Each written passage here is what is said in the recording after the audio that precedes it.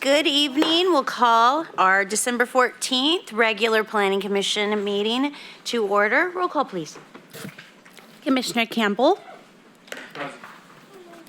Commissioner Dale. Commissioner Brookman. Here. Commissioner Adams. Here. Commissioner Silman. Here. Vice Chairperson Schaefer. Here. Chairperson Blake. Here. Please rise for the Pledge of Allegiance. Salute. Pledge. I pledge allegiance to the flag of the United States of America and to the republic for which it stands, one nation, under God, indivisible, with liberty and justice for all.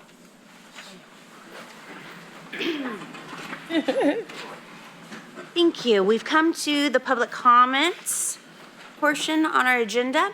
So you are welcome and encouraged to participate in this meeting. Public comment on items not listed on the agenda will be heard at this time.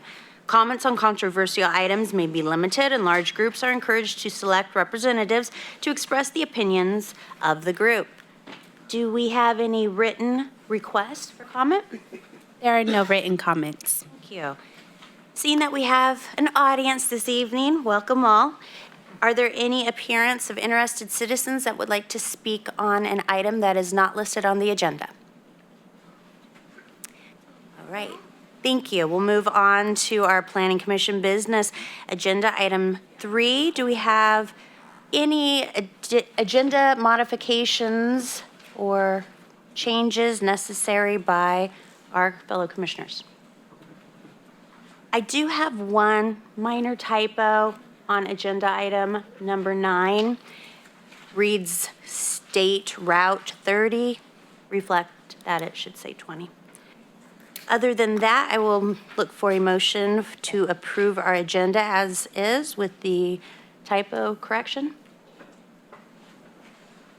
I'll make a motion to approve the agenda with that typo correction. I'll second that motion. Thank you. All in favor? Aye.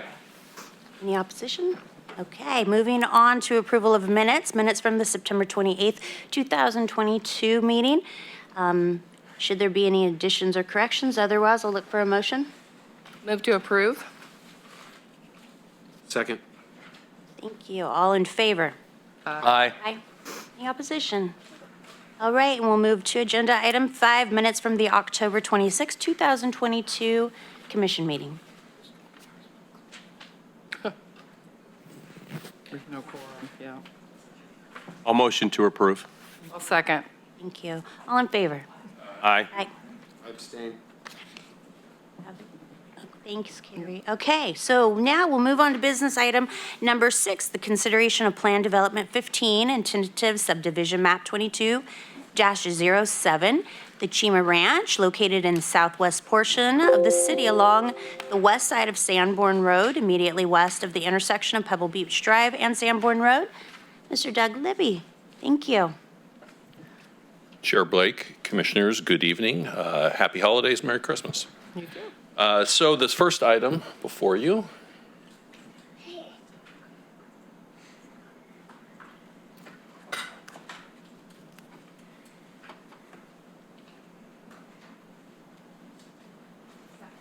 Sorry. The computer froze. Houston, we have a problem. What happened? I don't know. I just stirred the number 2 tank. I love technology.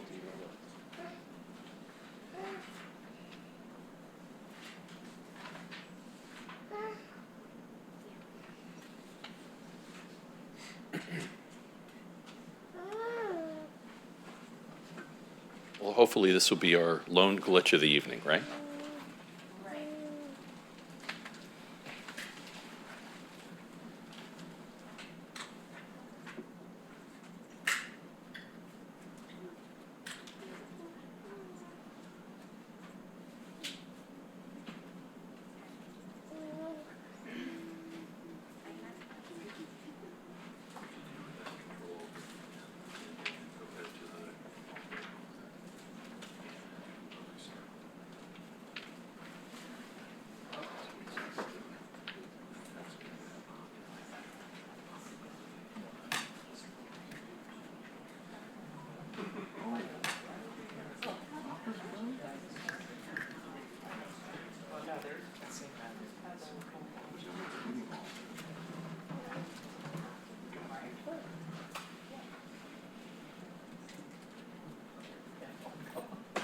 Okay.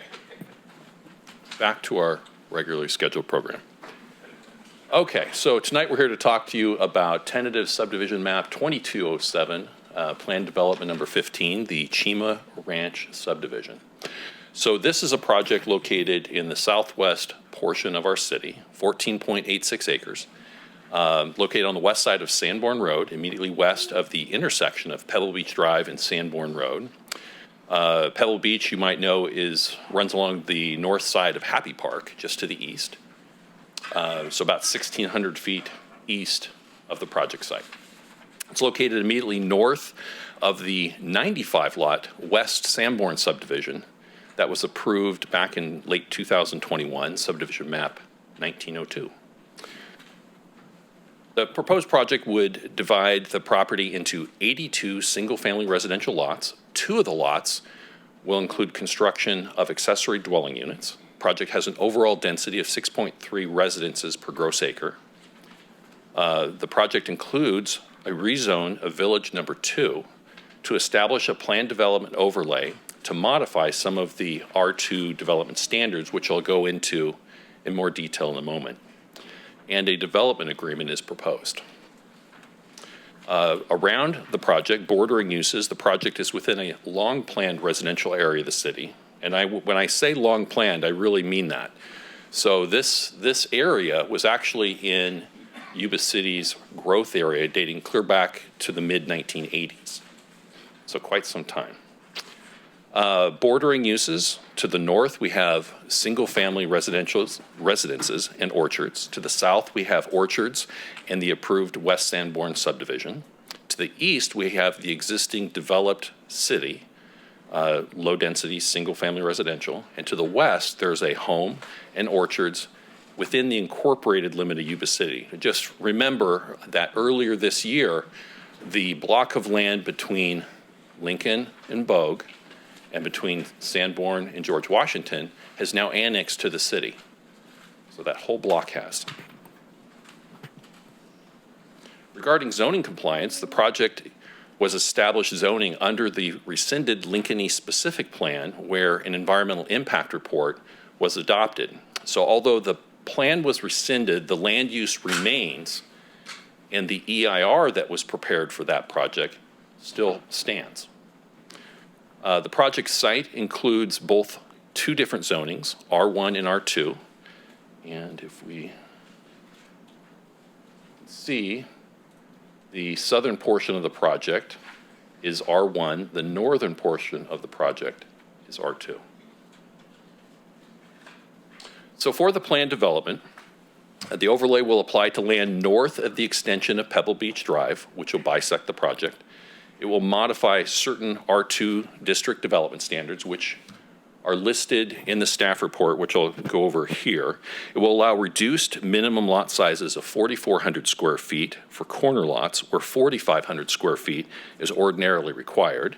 It will allow for reduced minimum lot widths of 40 feet for interior lots and 44 feet for corner lots where 50 to 60 feet is normally required.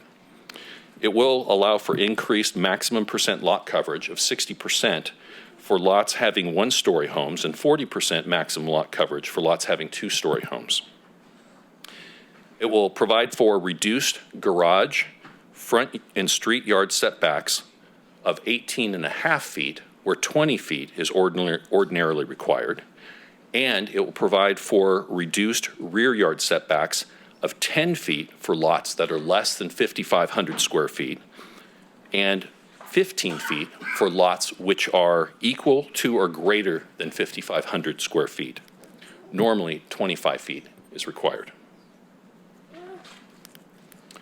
Here is a look at the tentative map, which is pretty standard.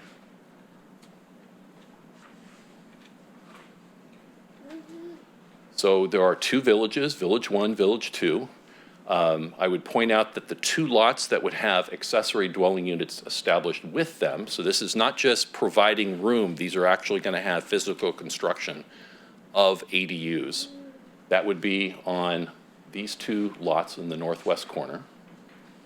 The interior streets of the subdivision would have the option of being either a separated sidewalk or attached to the curb.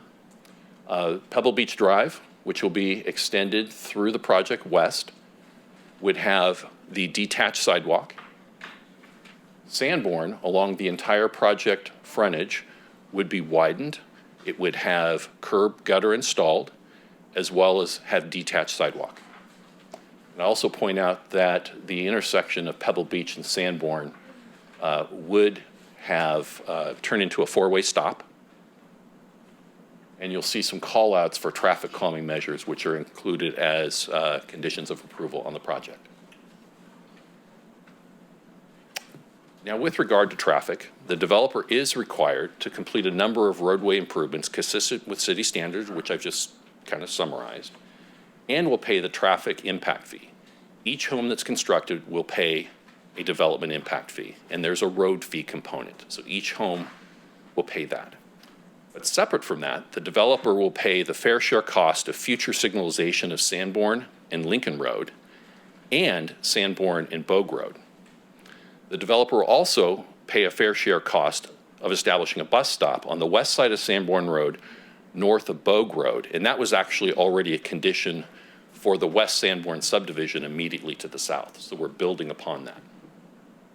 So based upon the above requirements, traffic impacts associated with the project are anticipated to be less than significant.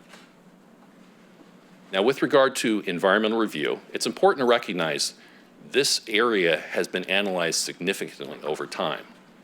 When the city adopted its 2004 general plan, which planned out in more detail its sphere of influence, it adopted an environmental impact report and included analysis of this area.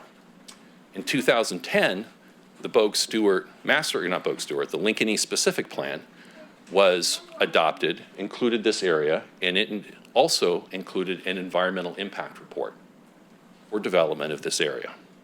So for this project, we looked at the previously adopted EIRs, carried forward mitigation that was included in the Lincoln East Specific Plan, and prepared an initial study or environmental assessment in accordance with CEQA.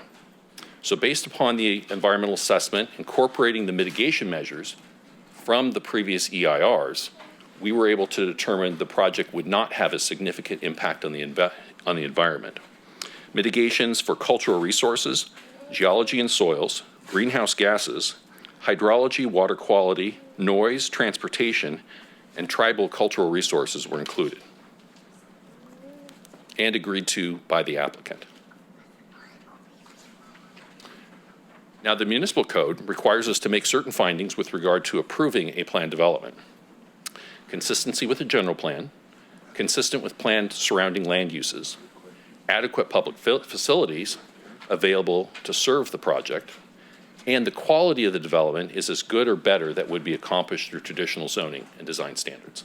Staff feels that these findings can be made, and we've laid those findings out in your staff report. Now, with regard to the subdivision map, both the municipal code and the state subdivision map act require that if you're going to deny a project, you have to make one of these findings. Now, we provide that to you as reference, but we don't think those findings can be made because we are recommending approval of the project. Now, as I said earlier, there is a development agreement proposed. And for those who are not familiar with a development agreement, it is, or DA, it's a binding agreement between the city and developer spelling out items that go beyond standard planning, zoning, and development and design standards. While DAs are allowed by state law, there are no established rules or policies regarding required deal points. So each agreement is unique. Now, this particular DA was modeled off the one, a development agreement that the city previously approved for the Newcomb Ranch subdivision in the Bogue Stewart Master Plan area. Now, the key deal points for this DA are, now remember, a development agreement should be the developer gets something, the city gets something. In this case, the developer is asking for a 10-year subdivision map term that may be extended by mutual agreement. In exchange, the city will get the developer to pay an interim neighborhood park fee adjusted for inflation in the amount of $32.06 per single-family unit until neighborhood parks are included in the comprehensive park and recreation impact fee update. Currently, neighborhood parks are not included in the city's impact fee. Now, you would see in the old Lincoln East specific plan, the Bogue Stewart master plan, they do include neighborhood parks. So this is a way to receive funding for that in the interim. So the recommended action: conduct a public hearing, make the necessary findings. There are 3 proposed resolutions for this project. One would recommend approval of the Plan Development 15 and the environmental document. There is a resolution that would contingently approve the subdivision map. Because you're making a recommendation for the PD, your approval would only be contingent upon the council affirming that. And adopt a resolution recommending approval of the development agreement with Interwest Homes Corporation. Now, Sean Menard with MHM Engineering is here representing the applicant, and I am here to answer any questions you may have. Thank you. Well, thank you, Doug. That was a great staff report. Appreciate that. Let's go ahead and open up the public hearing at this time. So if anyone in the audience would like to speak to this agenda item, please approach the podium and state your name and address.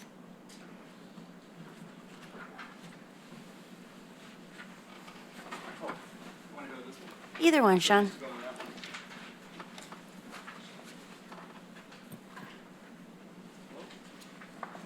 Hello, my name is Sean Menard with MHM Engineering, and I represent the applicant and also working with the landowner on this project also.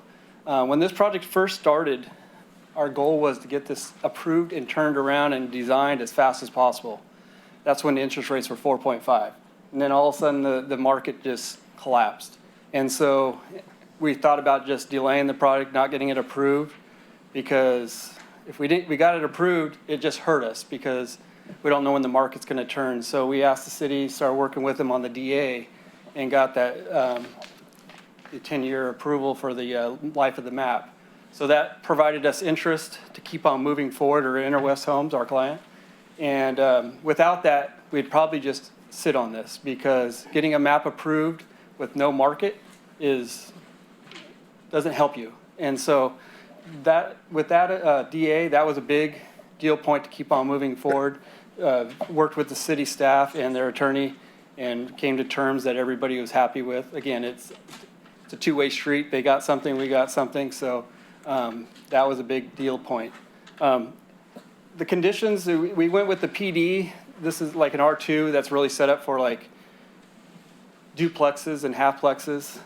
We're actually not even halfplexes. It's really set up for duplexes or a small apartment complex. Our client doesn't really build that type of product. And secondly, it doesn't fit the neighborhood that we're in.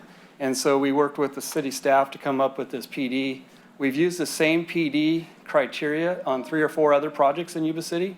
We're trying to model this, and in particular, there's a project up on Pease Road. The roads are like Beamer Loop, but it's in between Gray Avenue and Clark Avenue. And I think Doug has a picture of it because we were talking about it earlier today. But those development conditions, we started with that one, those conditions. And actually, then we took the recent development conditions that were developed for Newcomb Ranch, or the Bogue Stewart Master Plan. And then some of those were even different than these, and so we tailored it to that. So it was a combination of starting with this and then using the Bogue Stewart Master Plan in areas that had more flexibility. So it's a combination of the two. And so that's how we came up with the PD, the modifications that we provided. We've used other projects to use as a guideline. And so that's the project in a nutshell. If you have any questions on the drainage, sewer, water, I'm sure staff could help you with that too. But if you have any questions, otherwise we look forward. We've worked with the conditions and we're happy with them, and we like to move forward. Thank you, Sean. Thank you. Don't go too far. Commissioners may have some questions once we close out public hearing. Is there anyone else in the audience that would like to speak to this agenda item? All right, seeing none, we'll close the public comment, and we'll start with Commissioner Adams. Just for reference, on the old Dunmore project out there, Beamer Loop, I think Interwest built it out, correct? Pretty much on this one here, the one we have up on the map. What are those lot sizes? They're 50-foot wide and they're about 90 to 90 feet deep. Okay. And the development criteria is very similar. Very similar, okay. Just a couple of things. First, quick question on the development agreement on the park fees. There's no talk about no prepayments. Is that not an option? It's not excluded, so I just wanted, and I know you're tying it to an index. Talking about the neighborhood park fee? The neighborhood park fee, yeah, yeah. And the development agreement, it just doesn't state, so I just wanted to make sure that there's not a prepayment, that they could make a prepayment on that and stop the escalation calculation for that. No, okay, okay. I think that my biggest question is more related to the size of the setback, or the change in the setbacks on the front yards, and ending up with a situation where you have an 18.5-foot front yard setback for driveways. I've lived in that, and it doesn't work. You have potential where you are blocking sidewalks, which then creates ADA access issues and pedestrian flow issues. So I have some concerns around doing a shorter driveway component. So I think that a 20-foot would definitely be necessary in order to keep that from occurring and creating that nuisance and using the pedestrian pathways through that neighborhood. That was the biggest concern that I had when I looked at the requests that were being made based on the project outline. And then on the section 2, I love the ADU component. I think, starting to spar that is really critical. I know when I was out searching for a home that could be multi-generational, they don't exist here unless you're buying in Richland or out in some of the other county areas, which made it very difficult. We live in a different world now where we're starting to promote that. Is there a reason they're not including any of the ADUs in section 1 of the development? Again, that's one thing I meant to bring up. The ADUs we do show are the minimum we agreed to build. Got it, so there could be election of We're not giving up our more. rights to build them on other lots. Okay. But we're for sure going to build those too. Okay, And okay. that has something to do with the density and some other, but there's very possible there'll be more. I think that there'll be a demand for it, kind of like you said. Yeah, but yeah, it's a great option. They're agreeing to do at least those two. Awesome, all right. Those are all my comments. Yep, that was my concern, that right there, so I'm good to go. Yeah, whenever you extend timeframes like you're asking to do in that development agreement for the tentative map, I get concerned about costs a little bit. So I just had questions about costs. When you extend Pebble Beach, is that something the city's going to do, or is the developer going to be required to do that extension through their development? The developer will be extending the roadway to the west. Okay. Yeah, when they construct their project. Okay, so they will bear 100% of the costs of extending Pebble Beach through their development. Correct. And that'll be done. And develop to city standards, inspected and signed off by city staff. And they'll do that during the construction of the homes. During that process, right? Correct. Okay. Then the other cost issue I had a question about in the the conditions, number 36, where it says all existing structures, wells, septic tanks, and service lines shall be destroyed in accordance with the requirements of Sutter County Environmental. Then it says connections shall be made to public sewer and water. And the last statement it makes is the developer shall pay all applicable fees. When you use the word fees, are you referring to city fees they have to pay to be able to take all that out? Or are you talking about the costs of actually removing all of that material? I'm trying to flip to the condition, but the fees with regard to, so when they go to apply to destroy the on-site septic and Correct. the on-site well, Yeah. Sutter County will charge a fee for that. And so to do that, and it will involve inspections, environmental health specialists out there, they will bear that cost. But the developer will be bearing the cost of Yes. the removal. Yes, absolutely. Okay, because that wasn't clear to me. in And then this. we'll also have to pay a connection fee to hook up the houses. I'm sorry? There'll be a Yuba City fee to hook the houses up to sewer and Correct. water. I just want to make sure the city wasn't going to be, bearing the cost of removing all of that. They were just going to pay fees to do it, but then the city was going to end up paying the cost of it. It's on the applicant. Okay, all right, that's all I've got. Thank you. Thank you, Vice Chair. Commissioner Griffin? Thank you. No questions. All right.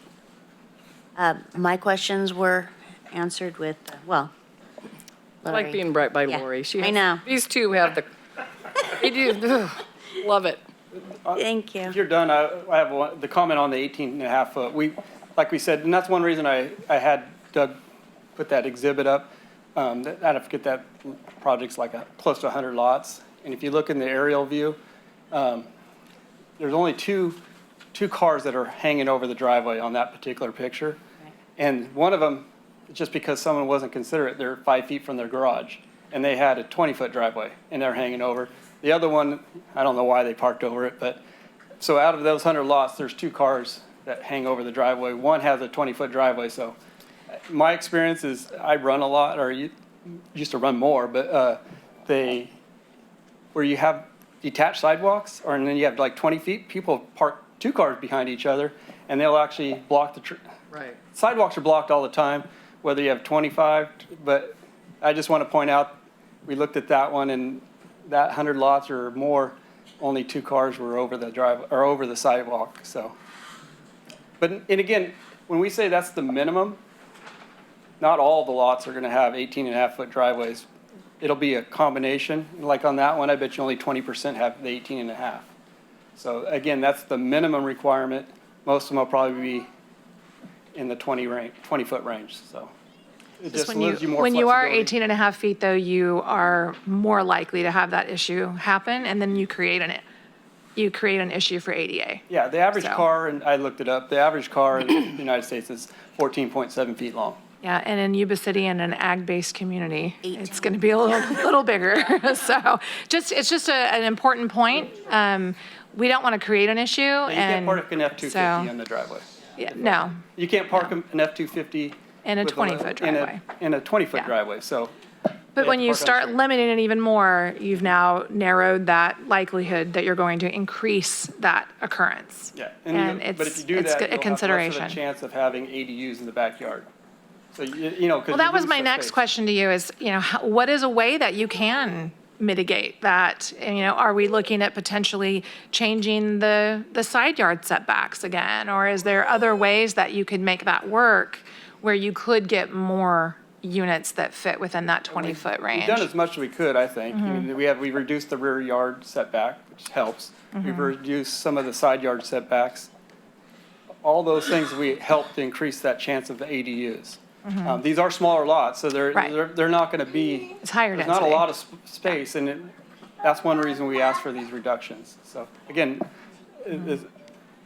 we just used what we've used in other projects, and and Interwest was trying to model that project there. Just a good point to bring forth so that, the city is aware and everybody's aware of what those limits are, so. I would note for the commission that changes in state law have made it so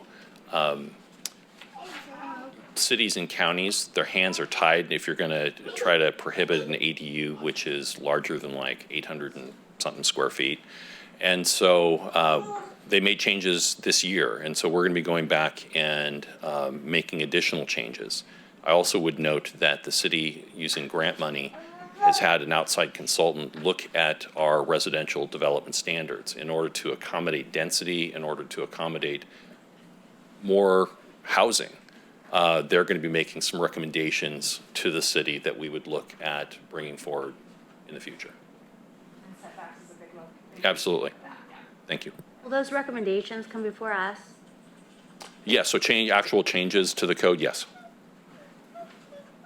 All right.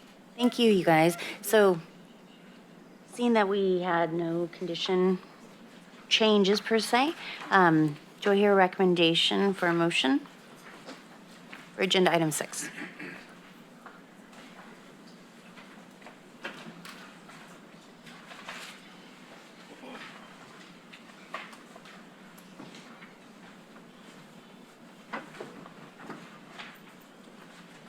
You guys just frightened because it's a lot of language, or do we have no motion?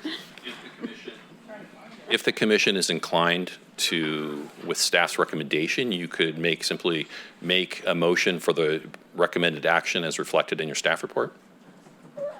Okay, I'll make a motion that we approve the findings made by the staff as reported in our booklets. I'll second. Is that proper? Is that okay? Yeah, the recommended action is reflected in your staff report? As reflected in the staff report, yes. Thank you. Thank you. We have a second by Commissioner Silman. Yes. So all in favor? Aye. Aye. Any opposed? Any abstentions? And thank you. Congratulations, John. All right, moving on to agenda item number 7, consideration of general plan amendment 22-02 and rezone 22-03, Yuba City Hooper Ventures. Hooper? Yeah, Hooper Ventures multifamily to redesignate the general plan and rezone 7.84 acres from office to multifamily residential located on the north side of Calusa Frontage Road between Hooper Road and El Margarita. And we have Ms. Ashley. Hi. Thank you. Hello, Planning Commissioners. I'll try to give as thorough of a presentation as Doug did, so we'll see how I do. The item before you tonight, like Chairperson Blake mentioned, is for the YC Hooper Ventures multifamily project. It involves a general plan amendment and a rezone. This project, like I said, includes a general plan amendment and a rezone, and per the municipal code, it is required for Planning Commission to consider the item and to make a recommendation to council on these sort of entitlement applications. The project is located south of Henson Ranch, the tentative subdivision map that was approved by Planning Commission in 2021. So this is north of Calusa Frontage Road and in between El Margarita and Hooper, right there along the frontage road. It's an old walnut farm, if I understand correctly. The general plan amendment that is proposed is to amend the land use designation in the general plan from office and office park to medium-high density residential. And as a reminder, in the general plan, the density for that designation is 12 to 36 dwelling units per acre. So this parcel is about 7.5 acres. So you can kind of see how many dwelling units that could be proposed in this land use. There's also a rezone involved, rezoning from commercial office to multifamily residential R3 to align with the general plan amendment that is proposed. And I wanted to make one note on that because the state is doing a lot to encourage housing. And I think as community members, we also want to make sure that there's housing as needed. And there are some new state bills and new things that are happening, as well as programs that we agreed to in our adopted housing element to allow for multifamily residential housing in commercial zones. So staff, based on our analysis, we feel like it's important to amend the zoning so that we have development standards if apartments are going to come here. So that's kind of a key thing I want to bring up. Like, there's state laws that are already kind of saying this could be allowed, and we want to make sure that we do it right. So that's one main point of tonight. This proposal doesn't include an actual development at this point. So it's just the general plan amendment and the rezone that is before you tonight. However, the applicant has expressed interest in developing apartments in this location. About 148 units is what they're looking at, and we've been told that likely in the beginning of the new year we'll receive a development plan application for that. At that point, any development plan for apartments over 25 units will be required to come back to Planning Commission. So at that point, we can address, design requirements, access, everything. It would have to be kind of reassessed and brought before the commission. The site is bordered by mostly single-family residential, and then the State Route 20 or Calusa Frontage Road on the south. So you can see on this map, if you look really close and squint your eyes, the Henson Ranch subdivision that was approved. How does this work? In this region.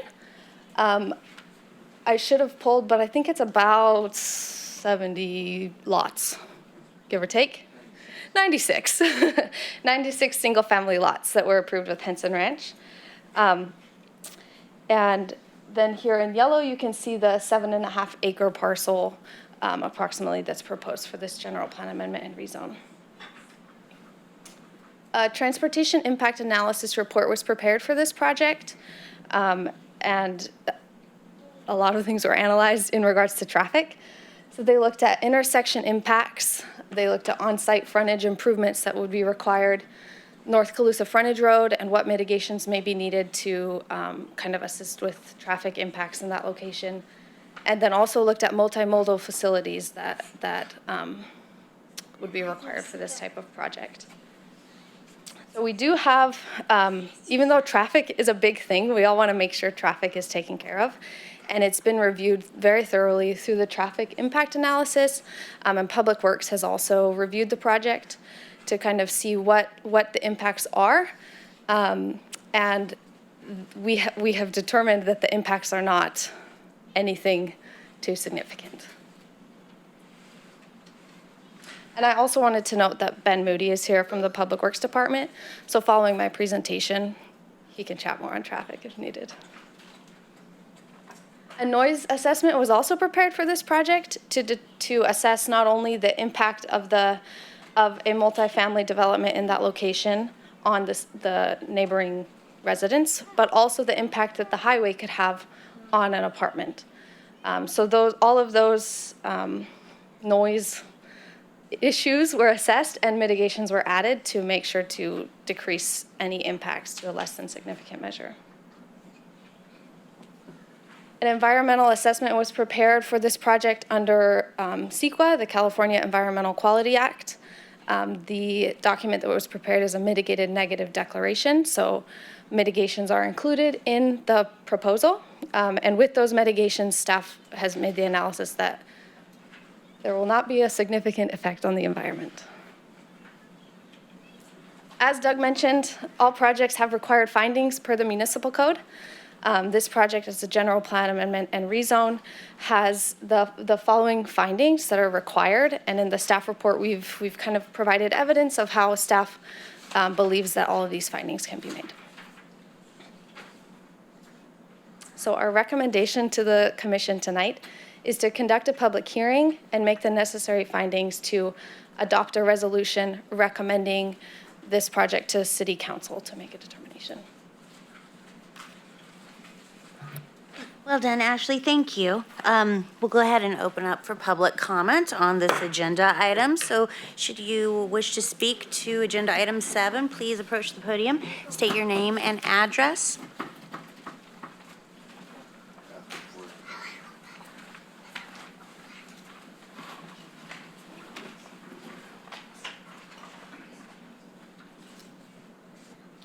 Hi, my name is Al Perry. Can you hear me? Yes, Al, thank you. Sir. Okay, I live at 1100 Bryn Mawr in Yuba City. And I have a couple of questions. It's my understanding that the developer has already done a traffic impact report. Is that correct? And the Public Works Department has kind of cleared that and said there will or will not be any serious traffic impact when you put in multiple units, right? Yes. And we're talking about how many units? The proposed development that the applicant has indicated to us is about 148 units. Well, I'm very sorry, but I do not believe that there would not be a lot of traffic issues unless a lot of changes are made. I also understand that the city in expanding gets a lot more money from the state when they do this affordable housing stuff. My question is, can you give me a definition of affordable housing and the income parameters involved to qualify for this affordable housing? I can speak to that if you would like. First, I'll say that there's been no indication from the applicant on this project to have affordable housing in this location. There has been no indication of that. So they're gonna build, high dollar units? I would assume market rate. Well, I think those are questions that really need to be answered. And I may have been mistaken, when you were talking, that the developer really hasn't said that he's going to or not going to do. I mean, why would we rezone? Why would we rezone the general plan, change the general plan because a developer decides, wow, here's a chance to make a lot of dough? I'm sorry. No, you're fine. I'm happy to speak to that. And I would also really question, I'm quite frankly concerned about the value of my property too. Is that gonna have a big impact when you put in 149 units in a residential area where it's supposed to continue to be residential? I mean, why do we have to change the general plan? Do we not have any other areas in the community that is going to satisfy the feds so we can get the money at the city level? I understand, we've got obligations there too, but I also understand that I'm not sure this location is the best idea to change the plan for the community. I could stand up here all night, but I don't want to take up any more of your time. Anyway, that's. We thank you for your concerns and your voice. So important to hear it. Should you have additional questions, we'll be more than happy to bring you back up here. Do I have any other audience members that would like to speak to this agenda item?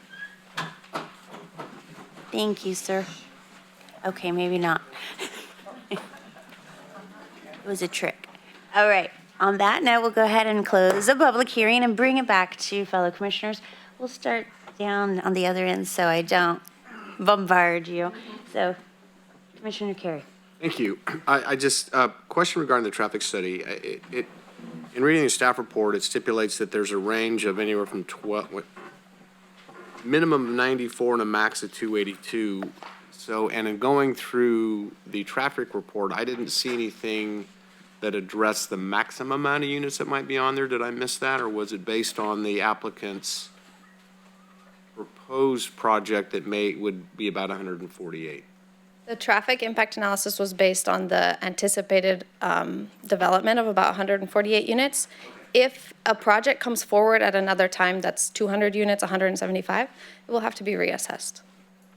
So the traffic impact analysis based off 150 units doesn't suffice a 200-unit development. Okay. It seems to me it would have been appropriate to take a look at what the maximum density would have been in doing, because what we're looking at is not a project, but a general plan amendment and rezone to allow that many units. So from my perspective, it would have been a good idea to address the maximum amount of units that could have be put in there given that. I think the other thing that would have been helpful to address this gentleman's concern would have been to take a look at the traffic generated by the land uses that would be permitted in the commercial office zone. So then, because I think we're like, what, 6 per unit, 6.5, almost 7 per unit. And then it's been a long time, but I'm sure there is a per square foot traffic generation unit. So then we'd have something to look at that would have told us, well, if it remained commercial and industrial office and was developed out, we'd still be looking at 900 trips a day, which is about what the 148 came in at, right? 940 something, I think. Doesn't matter, it's close. We threw a dart, we were close. But with that said, I just wanted to clarify that. That would be my only concern with the project, is not having taken a look at the maximum amount allowable. That's all I have. Thank you. Thank you. Commissioner Berkman. Blake. Yeah, I have a couple of questions. So I shared some of the same concerns as the gentleman that was up there a few moments ago. I guess my first question is, you mentioned earlier that the applicant planned to come back early in January or propose something to you. I have a very difficult time approving something that I can't see, and I have a big concern giving an approval of a rezone, changing the general plan for something that I don't even know what it's going to look like or how many units it's actually going to be in its, when it's done. Why did the applicant not just wait and do all this at one time with a rendering of a plan of the number of units, the exact number of units, the exact way it's going to look? I asked that question, and I'll let him answer, or maybe you can answer for him. But because I get really concerned about projects that are highly visible or in highly visible locations. Highway 20, Highway 99 are obviously very visible locations for the city of Yuba City. When people drive through our community, I get concerned about what they see along those corridors because those corridors are huge. And I'd like to be able to see what it is that this gentleman or this developer would be building. Now, I get probably we would have another bite at the apple. We approve this tonight. If they're going to submit an actual plan, we probably get a second look. But I don't like giving up anything or changing anything until I have an idea. So why is the developer not just doing all this at one time if they're planning on submitting right after the new year? I'll introduce Mandeep. He's the applicant here to represent the project, and maybe he can speak to that. Hello, my name is Mandeep Pabla, here on behalf of White Zebra Ventures, the applicant. More than happy to answer your question. Kind of our process is kind of a two-step process. One, it's getting the general plan amendment, and then also to working with our architect. Our methodology was, hey, might as well, since we have time, might as well get the project approved for rezone and general plan amendment. At that same time, our architect is working in lockstep, then able, after, submit the site plan. We'll have renderings, elevations. You guys will be able to see the layout, the traffic, the exit, ingress, egress, you name it. So that was kind of our methodology, is why not, instead of waiting for it to all be submitted at one time, we can kind of get it the general plan amendment, rezone, and then thereafter shortly submit for the site plan. Yeah, I mean, I'm not saying that I'm against the project exclusively, but I would rather see everything at one time, to be honest with you. That's just my opinion as a commissioner, where I'm seeing physically what it is you plan to build. I mean, we approved a hotel, along the 99 a year and a half or so ago, or 2 years ago, but we got to see renderings. We got to see what that was going to look like. And it's, when it's done, it's going to look beautiful. And so it's helpful for me personally as a commissioner that before I start allowing general plan amendments to get changed and all this kind of stuff, I want to see what someone plans to build. That would have a general plan amendment and rezone as well, too? What's that? Did that have a general plan amendment and rezone I as well? don't believe it had that, but I can speak to that. I did that project when we first developed. Sir, could you please step to the microphone? Thank you. When we first did that, Sean Menard with MHM, we did that project when we originally started that one. We went and got the rezone and general plan amendment done first. So the owner, in this case, the developer, has assurance that if they spend the money, they're going to have a project. And so on that project, the first time he went through, he got it rezoned first, then he bought the property. And so, so that one they did the same thing as they did here, is they got the zoning first and the general plan amendment, and then they submitted the hotel afterwards. And then, I don't know, 5 years later, they submitted a revised one because it was too expensive the first time. right. I wasn't a commissioner when the first thing was done. I was a commissioner when they made the proposal for the actual physical plan of what this building was going to look like. Probably wouldn't have voted for that one, to be honest with you, if I can't see both together. But I appreciate your comments. Thank you. The other thing, just as a matter of context, in your description, your project description, you might want to change where it says under the project description, proposal would allow the development of 94 to 282 dwelling units per acre. So you want to pull per acre. That's the total unit count, not the per acre type thing. So you might want to just make that correction. But anyway, that was my big comment, and I appreciate your response. Good catch. So. Yeah, this, out of all of them tonight, looking over everything, this is the one that I just I cannot see it. I can't see those apartments there. I drive down Hooper constantly. heading to my mom's house, the traffic coming out of there, coming in. I just don't see it. And I guess, if I have the heart of it, I'd rather have something commercial, maybe. I don't know what that is, but I also feel the same. I'd like to see what the project is versus changing that. Because something else might come up for the office park or whatever might come for us. So that's just my 2 cents. Thank you, Thank you for your proposal and your presentation. I'm going to focus on the rezone and the state's requirements that are being brought forth as we have amended or updated our housing element. Some of the new requirements that are coming through to support multifamily housing, which we desperately need in our community. For this particular project location, I believe that the city has other commercial properties that are more suited for that change to occur than this specific property. Not to say that in the future this may not look like that, but when I look at the traffic study analysis and conversation around the traffic study, I have serious concerns with some of the results of that. I've lived in this area. I know people who live in this area. This is congested. When I had conversations with staff, I'm explained that that's part of Caltrans' issue, but I cannot recommend a project when we have obvious problems and we've continued to approve maps for homes to be built in this area, and now we're looking at another 148 individual units that then exacerbate that even more as these continue to get built out. I think it's really onerous upon our team to meet with Caltrans, develop a plan, let's get this fixed so that we don't continue this conversation and these traffic analysis that really are not thinking about the people who live in this community and have to deal with that debacle every morning and every evening.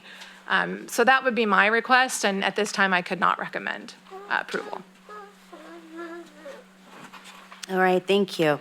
I hear you all. And I really appreciate the voice of one of our residents. I think that's the most important one to hear this evening.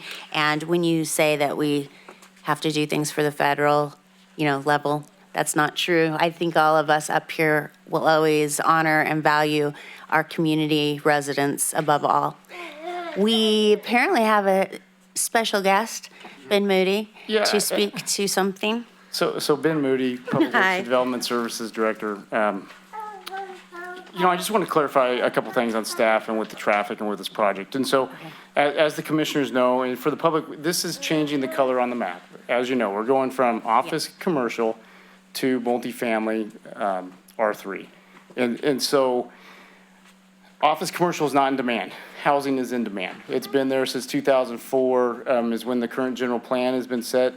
And when those land uses were determined at that time, really as a buffer between the residential housing. It was this odd-shaped piece that was really to serve as a buffer up against residential homes. And so they didn't continue the R1 all the way to the highway. And so you have this odd-shaped piece of property that really hasn't developed out. And so we've had different developers look at it, and really just because of the size, it doesn't work out for like an industrial use, a car dealership type or a tractor dealership. And so really, office is not in demand at the moment. Housing is. And so that's where staff really looked at it and said, well, really, you don't have to change the color on the map. They could come tomorrow and put in an application for it, and the state law basically says, hey, approve it. But then now the city doesn't have zoning codes to really say, well, how do you make it fit and how do you put it in there? And so that's where we're working with the applicant on the timing. We definitely understand it's nice to have its package so everybody really knows what they're looking at. And that's where I believe there was a rough drawing. It really, for the cost and what fits the code, that 148 units is really where a project's gonna land. They gave you that range because that's the maximum range in that density, but it's not realistic. In Sutter County, if you're in San Francisco, maybe, but you're not gonna see the 3-4 story building types that fit with the open space and the parking to make it feasible. And so really that's why it was analyzed at 148 units, because we knew the applicant was pushing forward with that design that's gonna come with the second bite of the apple for the real in-depth design. And so you're changing the color on the map at this time is what the recommendation is for housing. Staff absolutely knows that George Washington and Highway 20 is a mess. But the fix to that is to cul-de-sac Rio Ranchero and force people to go to Western Parkway. That community area there has decided and expressed to Caltrans and the city that they do not want that cul-de-sac. And so you can't, so any development will make that intersection bad. And so really, if you say you're not going to allow development because of that intersection, then it's no development. And so that's where, and it gets a little bit into the weeds here, because when you change the color on the map, we're analyzing it for CEQA. CEQA doesn't care about level of service anymore. They care about vehicle miles traveled. So this actually fits the vehicle miles traveled because we're putting a higher density of housing closer to the hub.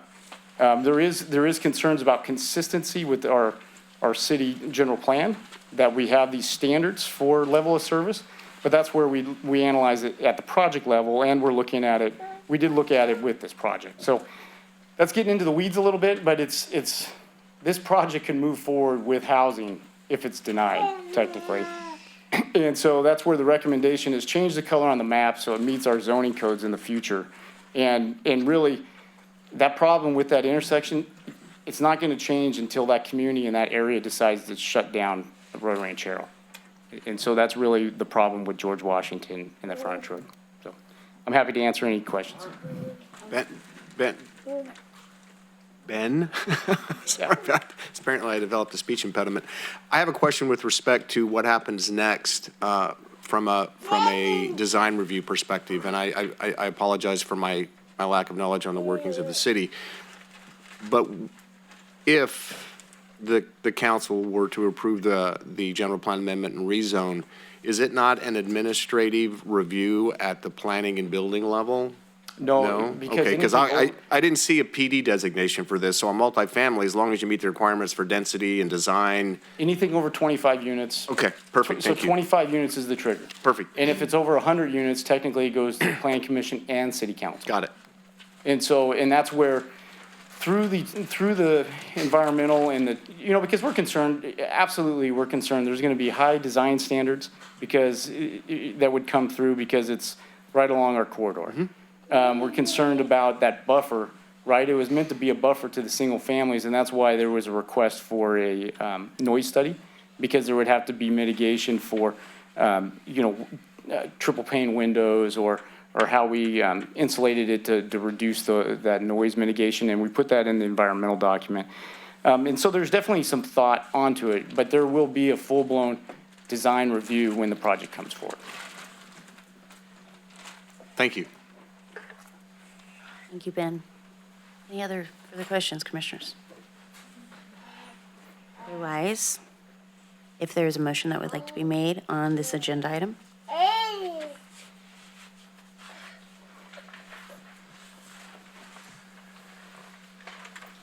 Make a motion to approve city ordinance, start over here.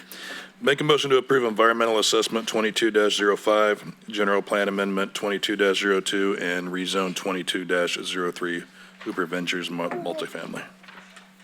We have a motion. Do I have a second? I'll second it. All right. We'll go ahead and do a visual roll call on this one, please. Commissioner Campbell, Yes. Commissioner Brookman, Yes. Commissioner Adams, No. Commissioner Silman, No. Vice Chairperson Schaefer, No. Chairperson Blake. No. Thank you. So doesn't pass at this time. We will perhaps revisit in the near future. Otherwise, thank you for your comments, and we'll move on to agenda item number 8. Consideration of plan development 17 and development plan 22-04.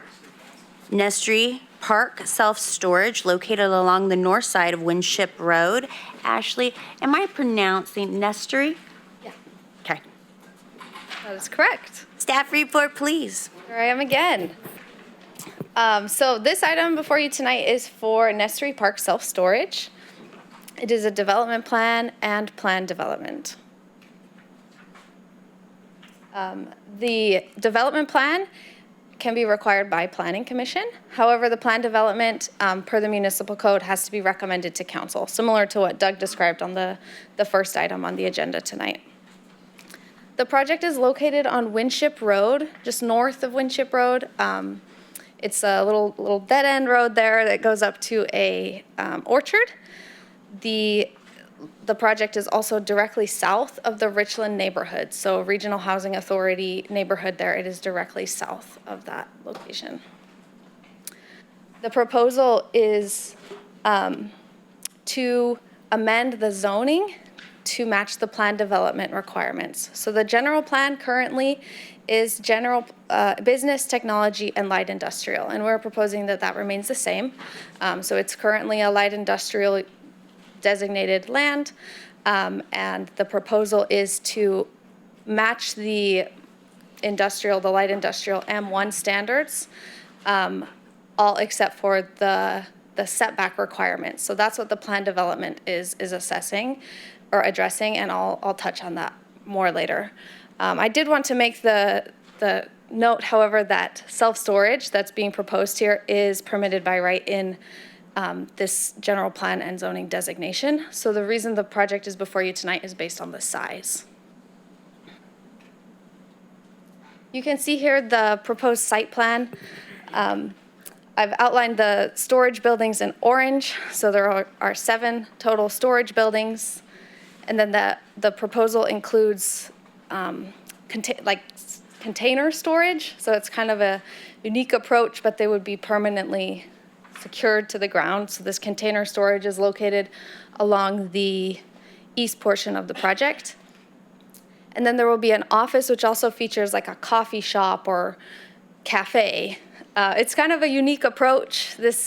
I don't know of this being done before in Yuba City, but the applicant really believes in community activation and community kind of building, and has focused a lot on working with local business owners, trying to find someone who would be interested in having a coffee shop or there were even discussions about a beer garden or food truck location. So it's unique storage and this, but that's what they're proposing, and he has done it in other locations as well. So the applicant's here tonight and can discuss that after the presentation.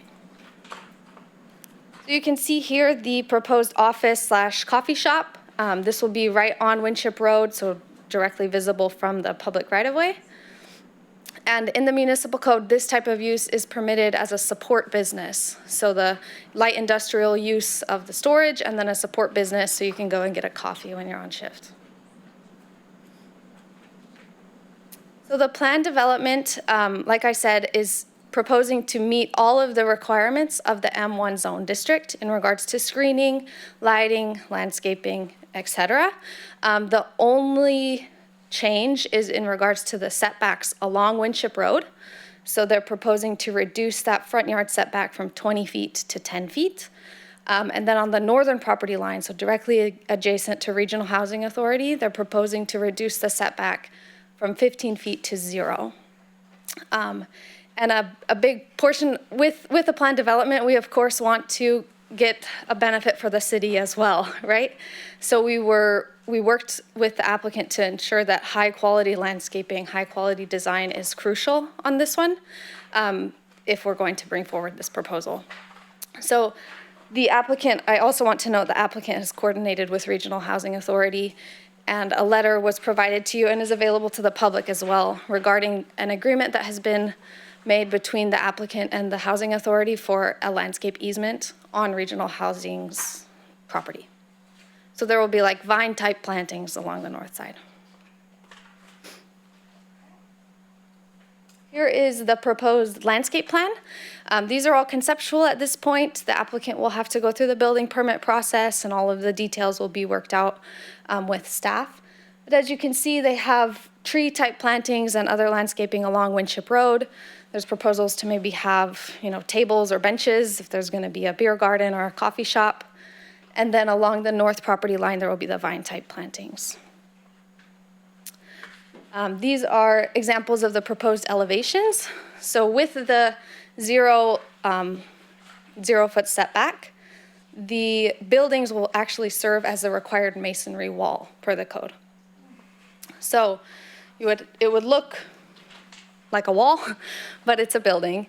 And the applicant has also indicated that they are not intending to have two-story buildings. That was the original intention, but they recently have opted out of that. So when building permits come forward, the height will likely decrease by 10 feet or so. Here's some more elevations of the project. You can see how they've incorporated different design elements into the walls and buildings. We have analyzed the compatibility of this type of use with the neighboring uses. This property is located right on the edge of a light industrial zone, so there's a lot of more industrial uses surrounding it, and then with the regional housing along the north. So we, in our assessment, we have analyzed that with the masonry wall that's required by the code or the building, with a landscaping, we feel that it will be compatible with that project. And one keynote as well, we added a condition to prohibit stacking of the containers, because we don't really want anything to be visible from Regional Housing Authority or from Winship for that matter. Traffic for this type of use is generally quite low, so that isn't really an issue with this project. But a condition has been added to prohibit commercial truck parking. So although there is a parking area proposed on the plan, that will be for boats, RVs, et cetera, no commercial truck parking. The project is located in the Sutter Airport Land Use Plan, and based on our analysis, it is in conformance with that plan, and all city services will be available to this project. So the building design, we feel like it is quite good, meets the design standards, with the one exception, the second story portion, let's see, with the doors. During our design review, we thought maybe there's some other alternative ways that can be a little bit more high quality than just storage doors. But we also understand that that is a good way to kind of indicate that this is storage. So we'll work with the applicant on that during the building permit process, and a condition has been added to indicate that. An environmental assessment was prepared for this project in accordance with CEQA, and there is no evidence in the record that the proposed project will have a significant effect on the environment. The findings that are required are the plan development findings that Doug mentioned for the item prior, that the project is consistent with the general plan, consistent with the surrounding land uses, adequate facility size, and that the development is good or better than what would be accomplished through traditional zoning standards. And as outlined in the staff report, we believe that there is evidence to support these findings. The development plan findings are also required for this project. They're similar, but we have also outlined in the staff report how these findings can be made from this proposal. So with that, we make the recommendation to conduct a public hearing on the item, adopt a resolution recommending the plan development to council, and adopt a resolution contingently approving the development plan, because Planning Commission can approve it contingently. And with that, I will open up for questions, and as well, the applicant is here to answer any questions as needed. I have a question for staff, if I may, before we open the public hearing. Actually, I just want to clarify something. Can you go back to one of the elevations that shows, okay, so right there, if I understand what you shared with us and what I read in the staff report, the buildings form the masonry wall. So how does that apply to the area where the storage containers are located? Where the storage containers are located, they will build a wall. Okay, thank you for the clarification. Just wanted to make sure. Thank you. So that's this location here. So you can see this is the wall where the storage containers are located, whereas the wall that is also the building is on this other portion. Yeah. Thanks. I've been missing a wheel all night, and I've almost gone over 3 times, and then it went over and squished my heel, so I apologize for the interruption, but I'm looking out for my own safety. Yes, that's what we would prefer as well. So let's open this up to public comment on agenda item 8. Anyone in the audience that wishes to speak to this? Okay, seeing none, we'll bring it right back. So, really like the project, very well outlined and provided. The drawings always helps. One question I do have is, are you going to be, and this is for the applicant, I'm assuming that's you, are you going to be doing any solar on this project? Hi, my name's David Flaherty, and thank you. Happy holidays to everybody. It's a great question. What happens a lot now in RV and boat, and I'm new to a boat and RV. I'm doing my first project in Machesney Park, Illinois, and we're not doing. Yeah, ironically, and Illinois is probably not as progressive as California. We have a lot of subsidies here to do solar, and I'd like to do it here. And I'm doing it in my San Francisco project. I'm doing a $170 million development. These containers are coming to Yuba City. They've been in San Francisco downtown for 25 years. We've maintained them really well.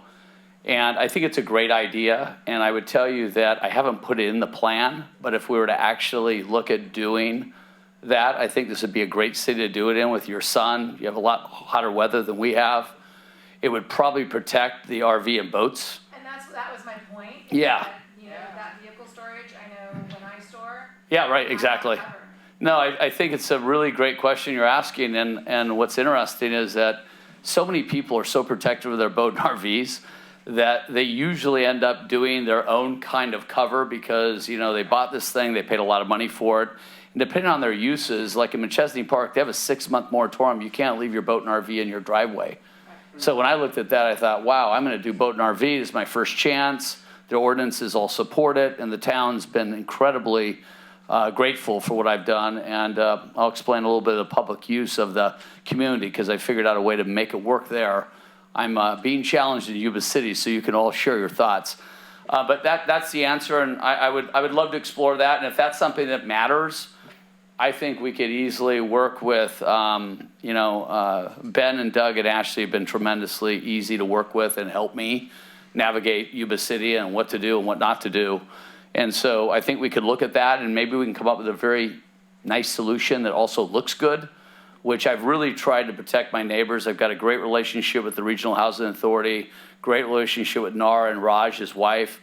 We took the property, we merged it, we subdivided his property, so we kind of cleaned up, frankly, a mess, if I can be honest. It was a mess, and then we're dealing with the same issues that you guys are in San Francisco, but even worse. I mean, tonight I drove my property and, you've got people camped out, you've got garbage being dumped. These are all things that I'm sure you want to clean up as much as me. And that was your big setback question. You put setbacks in with Gustavo and me. We're going to deal with problems that we don't have right now because it's already a homeless walkway. And so we're just trying to be thoughtful as neighbors. And so I'm giving them both dirt. They're going to build housing. I'm going to give them dirt. We're all kind of working out together as neighbors to, frankly, clean this area up and then kind of maintain it together. Yeah, it was just a It's a great idea. It was just a thought. Wonderful. Again, I think the project looks great. No, you're great. I think you bring up a great question. And frankly, now you brought it up, I'll figure out a way to have an answer for bringing back a building permit. Next time. All right. Yeah, Thank please. you. Thank you. Welcome to Yuba City. I Thanks. love this.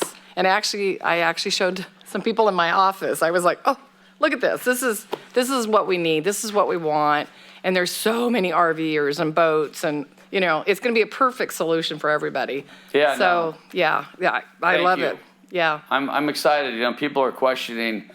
I've had really huge companies say they love our community piece. There's nobody doing this in storage. Nobody does anything in storage. It's beautiful. The reason cities hate storage is they don't do anything. Right. And so, I said, I just don't want to do that. I've got 2 young girls, my daughters. I'm like, I want to do a good business, but also something that actually brings community back. Normally, I'm developing failed malls, failed Walmarts, Kmarts, Yeah. Targets. These things have been dead for years. The town, literally, I'm like a I'm not saying this to toot my own horn, you're like the saving grace. Yeah, that's when you great. come into these cities. And they've been sitting on these properties for, in McChesney Park's case, 10 years, Bergner's department store. And, you know, I couldn't even get a coffee shop to go back there. So I'm doing a bar and I'm doing a gaming parlor because gaming's allowed. It makes money. And so Chad, who's sitting here, he's going to be my operator. I'm trying to figure out how do I make this work in Yuba Yeah. that a local person who grew up here can make enough money to stay with me and actually do it, Right. which is not easy, to be honest. And I love the location. It's the Yeah. perfect location. It is. I couldn't find a better location for this. Well, and Ashley, again, in particular Ashley, but again, Doug and Ben have been great. I have a vision to actually create a whole activation on the street, which is a dead street. So to actually do something in Yuba where you got food trucks in Murraysville, but you don't have them here. So I'm the guy, my company, Nestry Park sponsored, I'm the lead investor. We're activating the downtown Transbay Terminal in San Francisco, 3.5 acres of dead space. I felt bad for the guy that presented his last project because we're all faced with a housing issue, not federal, state mandated. Yeah. And I think it's not fair. I actually don't agree with all the numbers I read because I'm pretty up to speed now what's going on. But it's tough for all of us because all this density is going to change. Right. And in San Francisco, it's like really tough, right? Or where I live in Marin County. I mean, it's not easy. So for this space, there's nothing going on there. I think we have a chance to activate that street and then encourage development. And Nar and I have got a great relationship. I think he wants to do a gas station on the corner. He's been talking to somebody. And so I've been like, hey, how can we do a signage that brings people into the community as opposed to they just drive by it on Garden Highway? And so I'm looking at, frankly, a lot of ideas. If you guys have ideas, I'd love to hear them after the meeting, or maybe you can talk to Ashley about what we've been talking about. And then Chad and Kyle are living here, so we're kind of making it up as we go, to be honest. I'd just like to see a study on if you were to go with a beer Yeah. pub type of thing versus the coffee shop. Actually, it'd be kind of neat either way to see the difference in how those units are packed and stored by those who visited the pub before and those who didn't. That's supposed to be a joke. Come on, Chris. Chris, you laugh on too, please. Thank you. Chad thinks we got to start bottling the Bridge coffee. I'm like, yes, that's expensive. Or alternatively, a speed study on how quickly those who drank coffee before they packed their things. I like- Moving I like along, Chair. You did say that you redeveloped Kmart's, correct? It's funny. I drove around your town today, and I thought, wow, there's a lot of space here. Hey, I'm So thinking of food we only bank there. developed Come on. into storage or logistics because you've got to put a business back that's going to survive. Yeah. And then you build a community off of it. Does that make sense? Because if you just Absolutely. put retail back, I thought the solution for the other gentleman would be commercial below and housing above. That's how I'm seeing it solved in high density. And that might be a way to accommodate everybody, but that's not my I do project. too. I'm just trying to be honest about what I'm seeing in the country. I'm developing everywhere, and there's a lot of neat stuff happening. And That's an what we office want. is in real trouble. Thank God I don't own office buildings. That'd be a definitely keep me up at night moment. And that's what we want. We want something different, unique. Bring it, bring it. Well, and Ashley lives not far from the development. I mean, I'm like, all right, so I couldn't find a cup of coffee. Literally, when I showed up here to buy the property, I don't know how far I drove to find a cup of coffee. I think I went all the way over the bridge or the pass into the next little town. I said, wow, this is nuts. What, you came to Marysville? I did. No, I'm kidding. I went to you were- wait a Starbucks minute, to you went drive that Okay, got it. I know. I started in Yuba and I ended up in Marysville to get coffee. I'm like, what's going on here? So, all good. Thank you, Vice Thank Chair you. Schaefer. Yeah, no, I have no comments. I mean, I like the project. I think it's a good project in a good location for that project. That's what I would tell you. And you've already commented that as well. Yeah, So no, I agree with you, 100%. I'm excited about the housing next door. I actually think I can work something out with Gustavo. Affordable storage. Storage here is about $1 a square foot. It's quite inexpensive. And as you guys know, you're supplying so much labor to Bay Area. I mean, I hire so many people. They come from Yuba every day. And so it's kind of like, I couldn't find anywhere to bring my containers. I couldn't find anything in California. So I feel very blessed to be here. I'm really excited to be part of the community. And Chad's going to take me out tonight. We're going to go see the town tonight. I'm spending the night here. So it'll be nice for me to kind of experience the community locally. Awesome. Yeah, go. exactly. It's crazy out there. Be careful. Look out, Michelle. All right, Commissioner. Thank you, sir. No questions? No question. All right. It's going to be great. And my first thing when I saw the rendering was cafe. Do tell more. I couldn't find it anywhere in the staff report, and so I can't wait. But the topper was the collaborative nature and partnership with Gustavo and our Yeah, housing totally. unit. Yeah. That just was like, it's going to be beautiful. And yes, if anyone likes their boats and RVs, it's our community. Yeah, So- no, you've got a ton of them. I couldn't believe We it. do. And it's exciting to see how close the river is. This is almost identical to McChesney. McChesney's a block and a half away from our facility. Thank you Wonderful. very much. Thank you. So, motion for agenda item number 9, anyone? I'll make a motion as stated in the staff report. There you go. There you go. Way Beautiful. too easy. I'll second that. Right, all in favor? Aye. Aye. Anyone opposed? All right, thank you and welcome, congratulations. Thank you. Thank you very much. Yes, Happy holidays, everybody. happy holidays. for coming here. Thank you. All right, we'll move on to agenda item 9, consideration of, oh, sorry, I'm making sure I was on the right spot. Tentative parcel map 22-04, general plan amendment 22-06, and rezone 22-08, Spirit Drive parcel map located at the southeast corner of State Route 20 and El Margarita Road. Miss Ashley, yet again. Whoa. You guys are gonna get bored of me by the end of the night. So the next item before you is the parcel map, general plan amendment, and rezone along Spirit Drive. This project is similar to some of the other items that we've considered tonight because there's elements that can be contingently approved by Planning Commission and elements that have to be recommended onto the City Council. So the general plan amendment, rezone, are a recommendation to council, and the tentative parcel map can be contingently approved by the Planning Commission. This project site is a almost 20-acre site located south of State Route 20 and north of Spirit Drive. It's just north of River Valley High School. It's a large vacant site that was previously approved for the Calvary Christian Center use permit. That was approved back in the mid-2000s for a religious campus at that location. Since then, there has been a general plan amendment and rezone for the parcel back a few years ago. A portion was split off for the John L. Sullivan auto dealership, and this proposal is to do something similar. So it includes a general plan amendment for the eastern portion of the parcel. So the portion shown in purple is amended to be changed from office and office park to regional commercial. The remaining 11.99 acres, so the blue portion, will remain unchanged.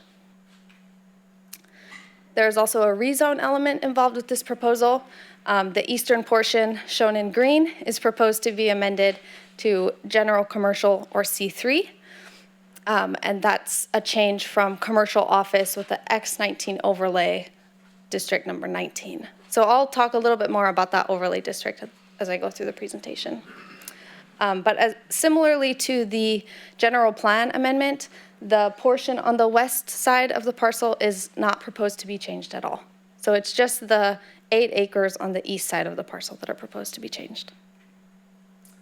There's also a tentative map proposal with this project. So currently it's all one big parcel, almost 20 acres, and the applicant is proposing to split it into 3 parcels. So 2 4-acre parcels. Those are the parcels that are proposed to be rezoned and general plan amended, and then an almost 12-acre parcel that will remain unchanged. The proposal doesn't include a physical development at this time. There's been some preliminary discussions regarding a auto dealership similar to what was done 5 years ago or so with John L. Sullivan.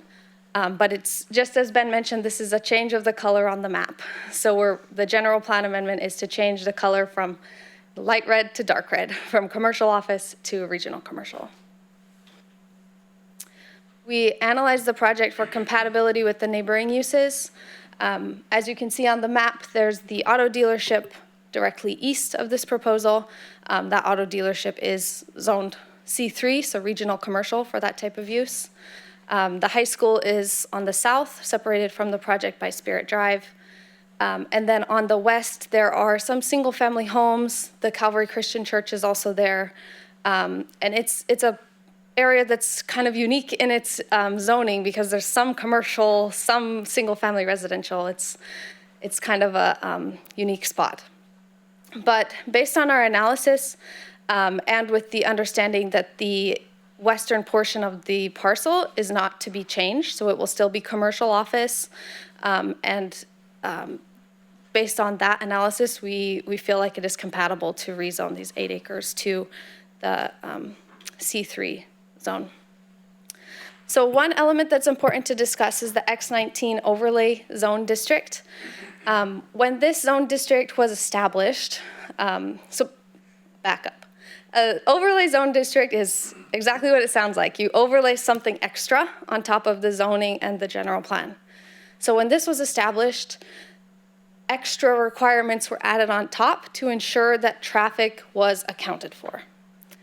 So the proposal is not to get rid of those traffic accounts. We don't want to get rid of the requirements to take care of traffic, but based on our analysis, Public Works' analysis as well, it has been determined that those overlay requirements are irrelevant at this time based on new studies that have been done, including the 2007 AB 1600 fee study, the 2020 traffic model update, 2021 roadway development impact fee update. So all of these new policies and programs already account for those overlay requirements. So it's kind of like a double requirement and it's not really relevant. So included in the staff report packet is a memo from Ben Moody, the Public Works Director, that basically describes exactly what I stated, that the overlay is more or less irrelevant at this time. And so the proposal is to recommend removing it in these 8-acre parcels. A mitigation measure has also been added to account for new development in the area to make sure that there's an adequate fee, fair share fee is paid to make sure that roadway improvements are done as needed, right? So we're looking at these intersections and paying in mind that it's important that we make sure, traffic is accounted for. And so not only are there requirements there of the applicant based on, the fee studies that have been done and all of these other analyses and policies that are in place already, a fair share fee will be required for these specific intersections. Noise has also been assessed, and the one thing that kind of was highlighted is that there might be some construction noise to the school if and when a commercial development happens there. That's kind of a minor thing, but a mitigation measure has been added to make sure that it's kind of decreased so that those students can still learn all the stuff they need to learn. And any operational noise from a commercial use isn't expected to be an issue. It's really just the construction. City water and wastewater are available to the property, and the drainage will be into the Live Oak Canal drainage district. With this project, we also completed an environmental review under CEQA. A mitigated negative declaration was prepared for the project that determined that there's no evidence in the record that the proposed project will have a significant impact on the environment. The findings for this project, general plan and rezone findings, are that the amendment and the rezone are consistent with the applicable general plan and specific plan policies, that the site's physically suited for the development and for the density of development, that the general plan amendment and rezone is not likely to cause any environmental damage, and that the project is not likely to cause serious public health problems.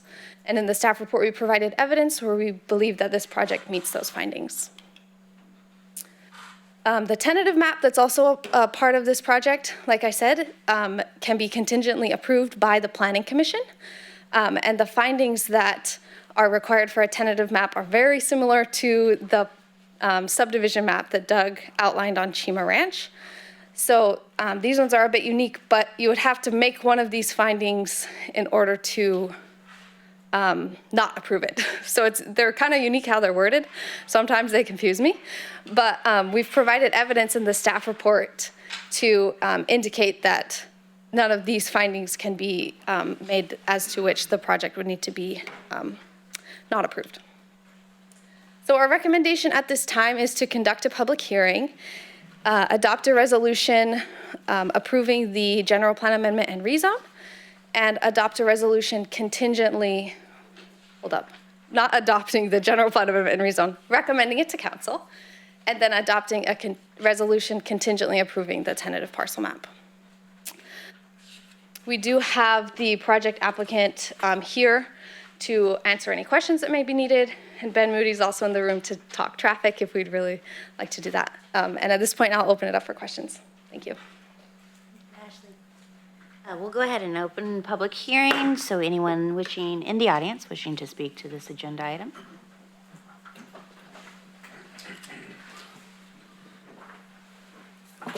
Hello, my name is Sean Menard with MHM Engineering. We represent the applicant that's purchasing the parcels 1 and 2. The main reason we're doing the parcel map is so they can buy the property. And parcel 3 will remain the churches, and they still have their vision of doing a church there. But parcels 1 and 2 will be purchased by our client. As stated in there about a dealership, that's their main primary business. But right now, they want to get the zoning correct and the parcels created so they can purchase the property and have confidence moving forward that they can do what they do. And they are, like I said, they are an auto dealership. That's their primary business. And so I've worked on this piece of property since before the high school was there. We actually created the original subdivision and did the drainage studies, designed all the storm drainage, water, sewer, and everything that made this a project. In this project, the church's parcel was created at that time, so it's a fully developed property. You can go pull a building permit tomorrow type piece of property. So what we want to do is split off 2 4-acre parcels uniquely, everybody's wanted to use this for a shopping center for years. The church has kept their vision about doing a super church, and they still want to do that, but they need money to raise it to build that church. And so this is one way to raise some funds. So if you have any questions on the drainage of how this got here many years ago, and also what the goal here on this project, I can try to answer those questions. Thank you. Any others in the audience? All right, we'll go ahead and close the public hearing and bring it back. No questions for me, thank you. I don't have any questions. I appreciate you letting us know that it's an auto dealership is their typical business, going through the same situation we did before, but I'm okay, if it's going to be an auto dealership, which is likely to be the case. Kind of hard to make one of those not look so good from the Highway 20 perspective. So I appreciate you letting us know that. Thank you. I always have one. Are we looking at both parcels being separate dealerships or one dealership that's going to flank on both parcels? What's the? main thing we can speak to is their primary business is autos, and they deal with numerous Types of, almost every product you can think of. okay, They have that dealership, okay, and a lot of them are in our tech community. okay. All right, thank you. Okay, thank you. I don't have any, my only question was, what are we doing with this land? So I think you answered all of that. Yeah, because we've visited this project a time or two with Trees. All right, so with that, would anybody like to make a do motion? that. Thank you. So adopt a resolution recommending the City Council of the City of Yuba City approve environmental assessment 22-15 and adopt an ordinance to approve GPA 22-0 and RZ 22-08 and adopt a resolution contingently approving TPM 2204 Spirit Drive parcel map subject to the proposed conditions of approval and mitigation measures on 19.99 acres located at the southeast corner of State Route 20 and El Margarita Road, Assessor Parcel 63-010-141. Well done. Ah, Do I hear a second? All right, thank you. All in favor? Aye. Aye. Any opposed? Thank you. Item passes, and we will move on to agenda item 10, consideration of development plan 22-05 Ampla Health expansion located at 1000 Sutter Street. And we have Jaspreet this time. Hi. Oh, absolutely. Okay.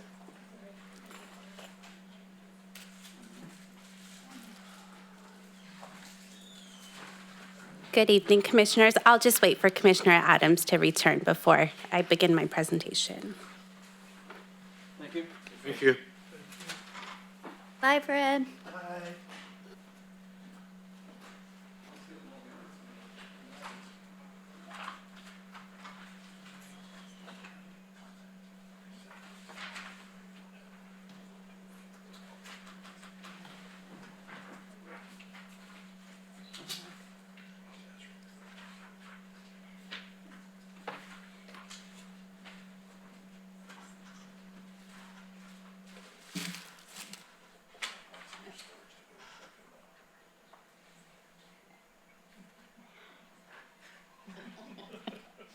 You're awful. My daughter's having a crisis. Mom, I need you. I'm going to cry. Mom. Oh, I'm in a meeting. She was having a fight with a friend today. I'm like, oh, yeah. Those can be so cool. She's like, okay. My crisis will wait for a little bit longer. You taught her well. Thank you. No worries.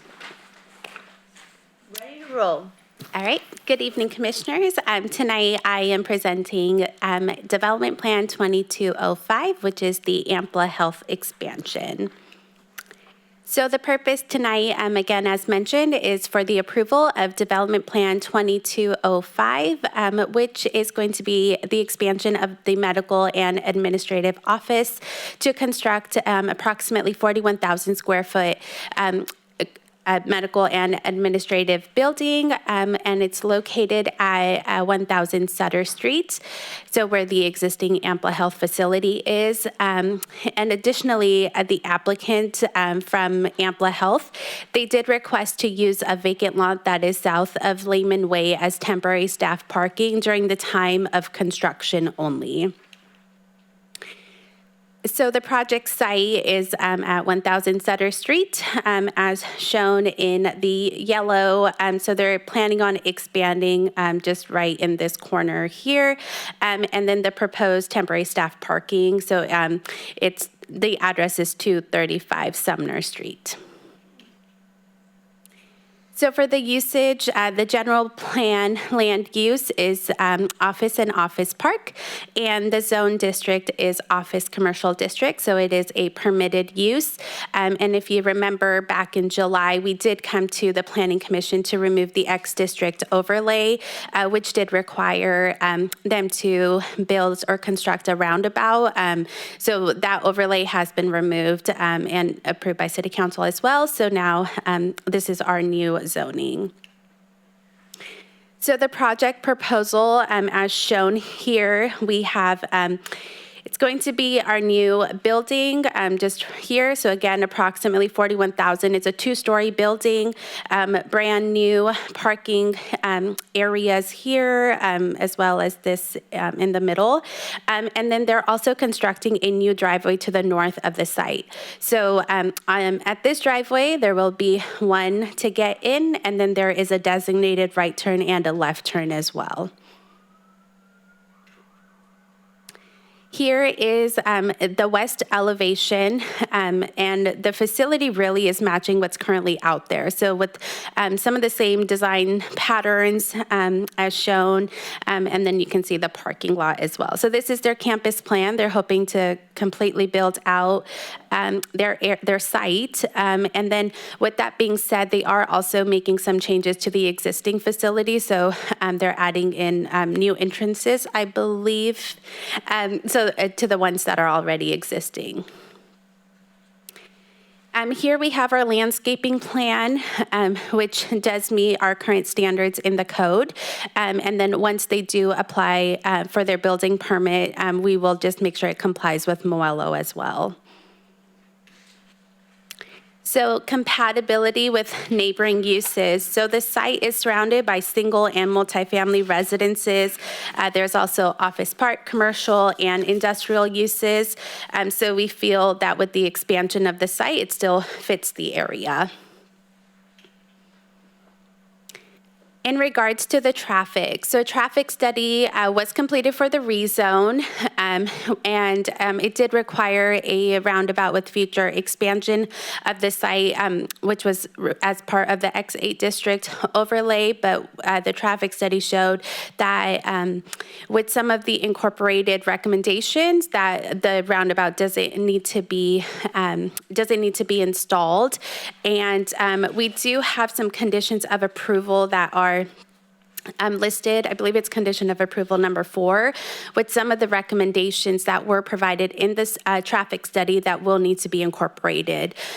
So we feel with those mitigations that it will help with the traffic. And then one of them is the north driveway, and we are currently working with the applicant to potentially change the south driveway to see if it's only going to be a right in, right out, just to make sure that we can mitigate some of the traffic impacts, most likely during the morning or evenings when staff is leaving their shifts. So again, as mentioned, the landscape plan was sufficient per our code. And so this is the other part, so the temporary staff parking. So this actually came in after we received the application. So from Ampla Health themselves, just to make sure that there is going to be sufficient staff parking. So this parking, again, just south of Lehman Way, they are proposing to do, again, temporary staff parking, and it's only going to be during the time of construction. So what we decided as staff, just to make sure it's not something permanent, is it's going to run parallel to their use permit. So prior to the certificate of occupancy, they will need to cease the use of it. With that being said, safety is also a concern as individuals are crossing Lehman Way. So some of the standards or some of the conditions we put in there is that the applicant shall install a city standard sidewalk at the 2 ADA ramps. So that is just shown right here. So we'll have a crosswalk. And then the second one is that it needs to be developed to city standards. So there will be lighting required, grading and all that. So they will have to apply for a separate building permit for the grading. And their proposal is to use this existing driveway to get in and out of the site. So the building design, so we took a look at it, and it does match the existing Ampla Health. There's some brick masonry details, the coordinating color palette, large windows, just to add some sort of architectural elements, and we are requiring that the exterior wall lighting to be decorative as well. For the environmental, after staff review, we determined that it was exempt due to the reasons listed above. So the project is consistent with the general plan designation. The project site is within the city limits on a site that's 5 acres. Environmental assessment 2202 was completed for the rezone and determined that the site does not have wildlife or habitat value. Project approval with the incorporation of the project conditions will not result in any significant effects relating to traffic, noise, air quality, or water quality. As we have heard throughout the night, there's development plan findings that are required. So these are the four, and staff has determined that it meets the findings and the project shall be approved. So our recommendation tonight is to conduct a public hearing and make the necessary findings to adopt a resolution to determine that the project is categorically exempt from CEQA pursuant to CEQA guidelines, section 15.332, infill development, and approved development plan 2205, subject to the conditions of approval to allow the development of a new two-story, approximately 41,000 square foot building at 1000 Sutter Street. And I do have Angie here to answer any questions that you might have. Jaspreet. All right, another public hearing. We'll go ahead and open it. Anyone in the audience wishing to speak to this agenda item? Otherwise, you can wait and if commissioners have questions. Okay. All right. Closed. All right. We'll start with Lori again. Thank you. Thank you for hanging out with us tonight. I don't really have any questions. I think it's a great project for the community. AMPLA, I know, has been a great partner in building that healthcare system. And so we appreciate the expansion, and I'm excited to participate with that. Thank you. I do too. Solid. I think this is just a solid program, obviously. And it's exciting to see that, it just flows in. I did almost get rear-ended, and so I'm really excited about the traffic, getting in there, because, so that was the only thing I was thinking about, and I was like, oh, well, that's already covered. So great program, or project.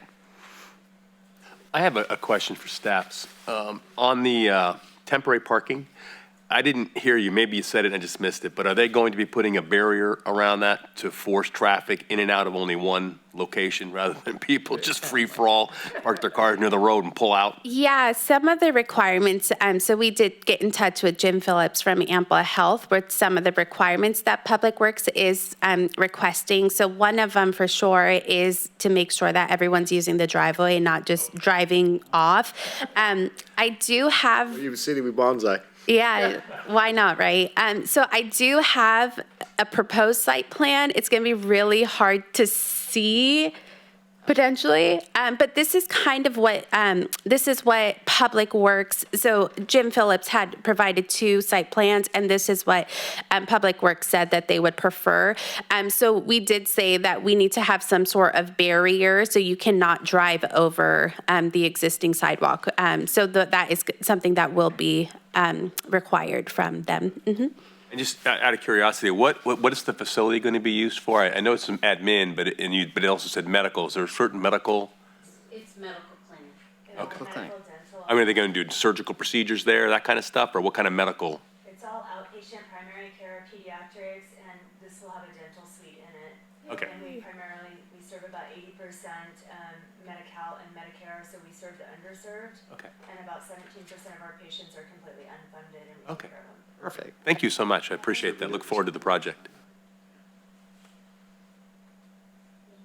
No questions. I'd just like to write on Commissioner Schaefer's, man, I am really having a hard time articulating tonight. What is wrong with me? Goodness gracious. On the parking, we're not requiring them to lay down gravel and pave, and is it temporary lighting? So I guess the question is, what improvements, if any, are being required other than a barrier and lighting? It's specific that it has to be done with one's occupancy. So sorry to cut you off. No, that's okay. Specifically, are we asking them to do like a chip seal, or is it going to remain raw land and we'll deal with dust and mud, and what's the plan? So we could pull up the condition of approval, but we left it a little vague, to be honest, Okay. because, you know, as a city standard parking lot, it's 50% shade, irrigation, Yeah. landscaping, all sorts of Right. lighting standards. This is a temporary parking, and we want it to be temporary so it doesn't last forever. Absolutely. As a parking Good. lot. And so we put a specific condition in there that no more parking after certificate of occupancy. And so really, it's kind of finding that balance. We'll work with them, you know, so it's not tracking mud and dirt off there, and it's safe. And it's reasonable, it's not dusty, but we're not trying to have them put a lot of money into Good. it when we I know just that we're wanted to gonna make it clarify. go away. Yeah. And so we've had success with, you know, maybe a simple grading plan so we know where the water's going, with some, if they compact the AB at a certain depth and at a level to do it, is really what probably we're gonna be looking at. Okay, perfect. I just didn't see the sense in doing a full-blown, yep. Yep. Not that I thought you were, I just wanted to make sure. I thought, man, that's very generous of you to put in a fully developed parking lot that you're going to abandon in a very short period of time, so. Oh, they'll and probably thank take you. the property over Appreciate and it. build That's something all I else. have. Yeah. No, thank you. All right. Okay, so, any motion? I told her I was going to show off like she did.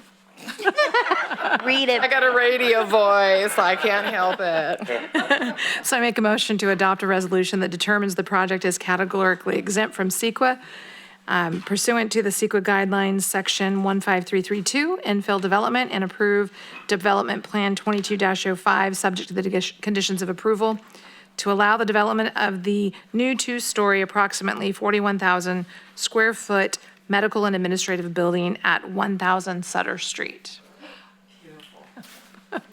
You inspire me. Second? Thank you. All right, all in favor? Aye. Aye. Aye. Any oppositions? And thank you. Congratulations. Thank you. Glad we're strengthening and expanding. All right, so future agenda items, Mr. Libby. Okay, so first, we are going to be canceling the January 11th Planning Commission meeting. We'll give you the night off, but we will reconvene on January 25th. So mark your calendars for that date.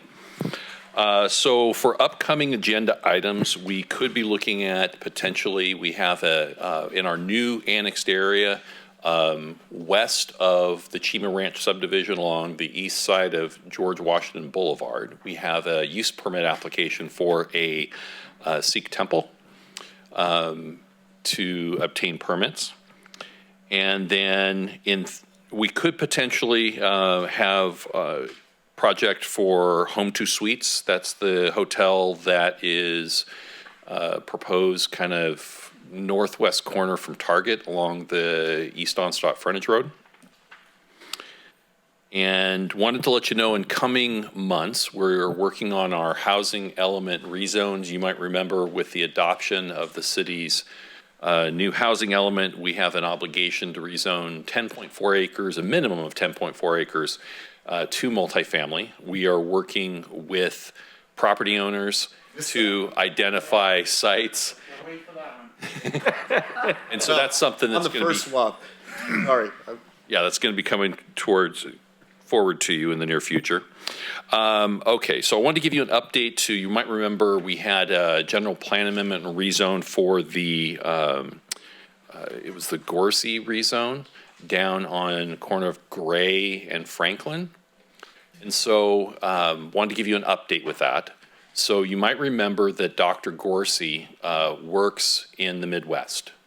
And she was traveling out shortly after the Planning Commission meeting. And basically due to her restrictions as a physician, as well as her kind of preferred when she wants to travel, the appeal that she filed for her rezone has been a little delayed, but we're putting it on for the council at the first meeting in February of the council. That's going to be going to February 7th. Also wanted to bring to your attention that the League of California Cities is just released that they're going to be having the Planning Commission Academy down in Garden Grove, so at the Hyatt Regency, so just south of Disneyland. And that's going to be from March 29th through March 31st. So I just wanted to let you know that that is coming up. There's opportunities to register to that. We can forward out to you the page on the conference. And so then just let us know if any of you are interested in attending. And then we can work with you on that. I think I've called Ben about 16 times about it, so yes, I am interested. Poor Ben. Is it whatever? And that's all I have. Thank you. Thanks, Doug. Thank you, sir. Yeah, if it was in Elk Grove, I doubt you'd be scrambling to get there. Yeah, and I could care less about Disneyland, but I do want to go to the Academy, yeah. You know, that brings, sorry, not on the agenda, but for future, a few of us are term ends soon. I was just gonna talk. Oh, About that, okay, here we yeah. go. Hi, Ben. Hey, everybody. Well, I would just add to, I think it provides a different experience when you get out of town or out of the 50-mile radius. You know, you see different areas. It's a little bit more immense. I guess you get more immersed into some of the classes. So definitely, if there's any interest, with the Sutter County rep, definitely we'd love to coordinate to get you there. And so, so I guess jumping into the next item is some business items that are coming up. There's a few members that are terming out. And so the city clerk will be sending out application periods. And so I definitely love to see any interested parties resubmit if during that application period. And so we'll reach out specifically and shoot an email out. I believe it's 3. I believe it's Ms. Blake, Vice Chair Schaefer, and then Lori are up. And so I know in our world, it takes a little bit of time to kind of get familiar with some of the terms and the processes, but I know it's a commitment. So they'll be coming out. How long is the current term? 4 years. No, I mean, when does it end next year? February, I think February 28th. Yeah, like, yeah. I can tell you that I won't be re-upping, because I'm going to probably be leaving. Oh, okay. And head back to Pennsylvania by the end of next year. So then you have to recruit 2 people. Yeah, so my partner is getting ready to make that move by the end of next year. So, Congratulations. That's a beautiful home. so thank you. What do they say these days? And I don't plan either, Ben, because of school. Getting busy. Well, no Disneyland for you. You're killing me right here. She would have gone to No, I loved that academy. It was one of the first things I did as a commissioner, and I'm so glad I got to do it so early on, because I really did learn a lot. With the business for the renewals, there's also next year, one of the first meetings, I think it's in the bylaws to select a new chair and a vice chair. And then through the current process, I believe the city clerk will also put out applications for the Sutter County rep. So anybody interested in being the Sutter County rep. So you'll see some of that coming out. And so a lot of moving, potentially, sounds like 2, maybe, 3, but 2 individuals coming on, new chairs, new vice chairs, and then the Sutter County rep. So a lot of a movement here in the next couple months. I have a question. So the city of Yuba City is not moving toward like what Sutter County is doing, where the council member in their districts appoint them. We're still sticking with the way. Yeah, I have not heard any, I've not heard any discussion about talk. I know that was briefly talked about, maybe a few years ago, if that was a model that we wanted to look at, but I haven't seen any traction or to change anything, so. It's not broken, right? Yep. Given that I was appointed through the county, how are you selected? By the mayor and vice You have to have mayor, it- and you have then to do it. Okay. they make. Well, so on the Sutter County rep, you're taking, Doug could answer to this, but you're selected through your commission. Well, yeah, no, And then the board will certify you, and then we accept it. Yeah. And my understanding, there's no issues with you repeating. I am not aware of any at this time. Continue if you express that interest. I am expressing that interest, and I will do that for him. Awesome. So there's a printout in front of you that has, it's a quarterly updated stats report. And so we try to get them out every quarter, but sometimes plus or minus. The team has done a great job at putting a new update. And so I do a cruise through that. That's kind of the current things that are going on in Yuba City, and just kind of a high-level update on some of the stuff that people might ask you about in the community. So I wanted to keep you updated. Another big deal is we're working on hiring a new planner. And so Ashley is actually, she's kind of a hybrid right now. She's taking on a development liaison role, and she's working on the planning side. But to backfill that position, we've done a recruitment and we've hired a new planner, a guy from the area. He grew up in Yuba City, River Valley, Yuba College, and then UNR. I think his name's Aaron Brown, and so we're working through that. And so when you come back in January, February, most likely he'll be in attendance. So I wanted to share that. And so with that, any questions for me? All right, well, thank you for sticking through. I know it was a long meeting tonight with a lot of stuff, and I know there's always difficult decisions with some of this stuff, and we'll keep working through it, and appreciate the feedback. And thanks to staff for doing such a great job putting this together. Nice job, staff. Wrapping this in a protective cover and tossing it through the gate at the Villa Campbell. It's, yeah. It was funny. Actually, my phone had gone off and I was out in the backside here and I thought, oh, someone's at my front door. I got a ring, right? I go out there, nobody's there. And I'm like, well, man, I ran all the way out here. And then I look and I see the brown, like, I'm like, all right, who put dog poop in a bag and expects me to pick it up? Do you have a report on behalf of Sutter County Planning? Actually, I don't. We haven't had a meeting in quite some time. All right. Yeah, so you know what? Sell that cake. I think we've about run out of truck stops. Take over the Kmart food bank. I like it. Yeah. Did you bring that up? Yeah, nothing to report. Gifts of the agenda this evening. Yes. Oh, those are from Miss Lori. Thank you, Miss Lori. Thank you, Lori. All right, so we'll go ahead, adjourn the meeting at 8:02.